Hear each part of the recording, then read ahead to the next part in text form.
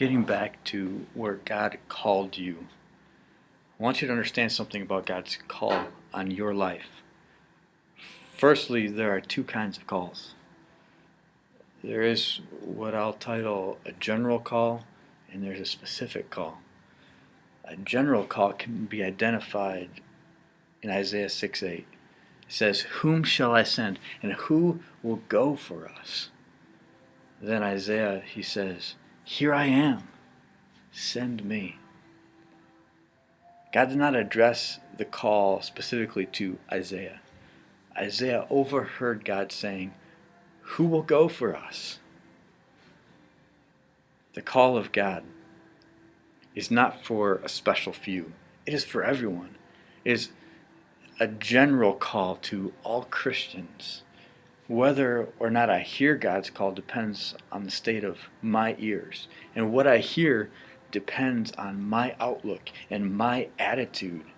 Many people are called, but few people are chosen. That is, few proves themselves to be the chosen ones. God does not call those who are equipped, who have it all figured out. Rather, He equips those who are called.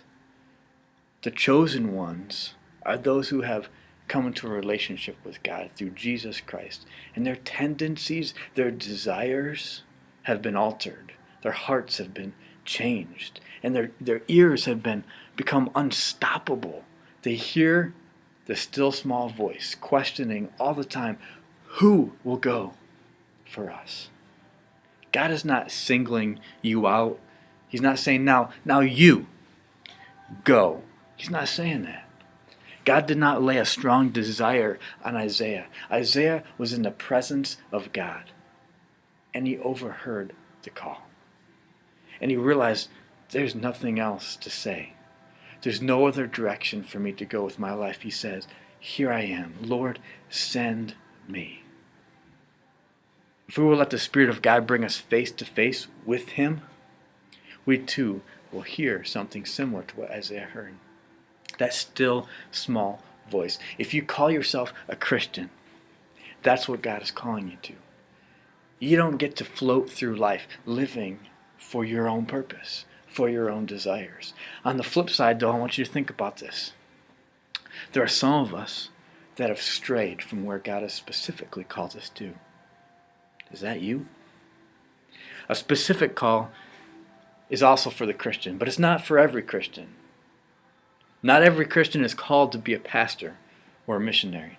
Some are, though. Some are called to surrender their life to full-time service and helping equip and to make disciples of all nations. There are countless people throughout 11 years of ministry that I have personally heard their voice surrendering to God's call. But where are they today? Just a handful are on a path toward fulfilling that call. What's amazing to me is this. I don't deserve to be here any more than the next person. But when you stand and when you say, "Here I am, Lord, send me," something happens. He gifts you. And the longer that you stay the course with Him, the more gifts He gives you. Abilities to do greater things. You know why I'm doing this video devotional? The Knowledge app.